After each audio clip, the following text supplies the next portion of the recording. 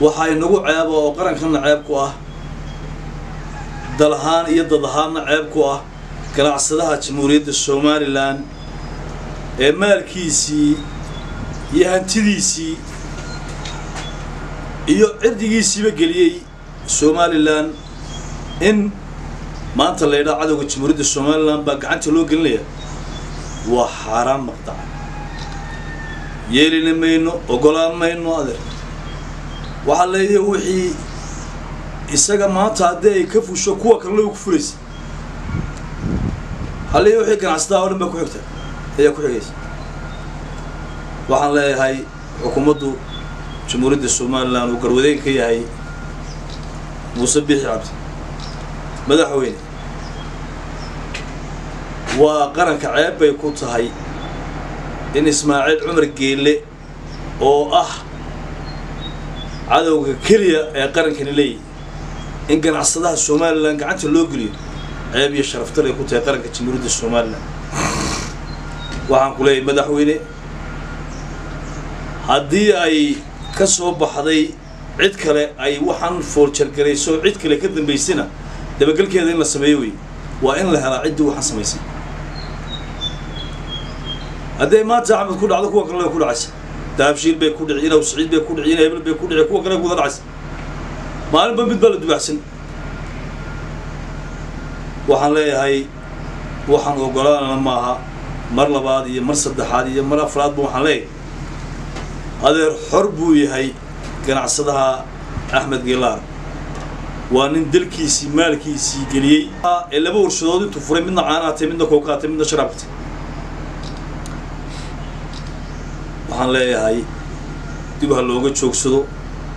wax walba qarannimada wax yeelayna alla iska ilaaliyo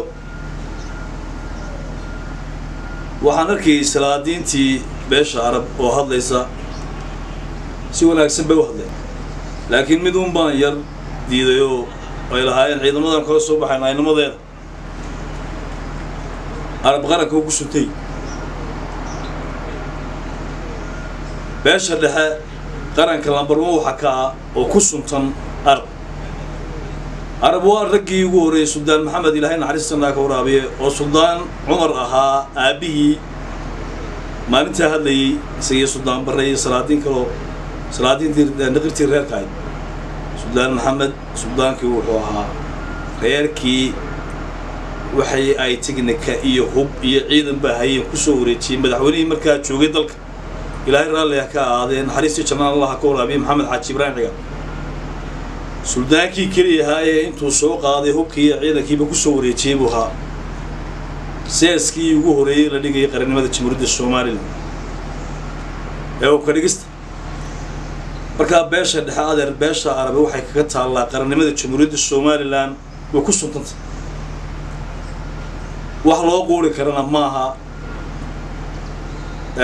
xumaato iyo nacaybsho maaha waxaan leeyahay idinkuna ka istaafurleyst idinkoo qaranka saa ugu suntan haddana inaad yacnihii aad talaada ciidankii baan kala baahnaa nimadeedii iyo waxaan leeyahay salaadiintana intaasaan idigu yarboonaya inaad ka istaafurleysataan waxaan ilaahayna waa idin ogiyay qarankuna waa idin ogiyay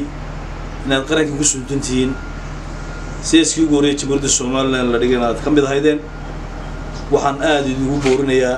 mar labaad iyo mar saddexaad ba leeyahay qolooyinkan faraha badan leh TV-da ka hadlaysa caytamaysan waxaan leeyahay waa reerkan Arab la yiraahdo reer maaha loo sheegay Jamhuuriyadda Somaliland iyo qarannimada Jamhuuriyadda Somaliland waa reer ku suntan yahay madaxweynaha Jamhuuriyadda Somaliland madaxweyne wixii waxa sameeyay talaabo sharciga waafaqsan ka qaad billahi tawfiiq assalamu alaykum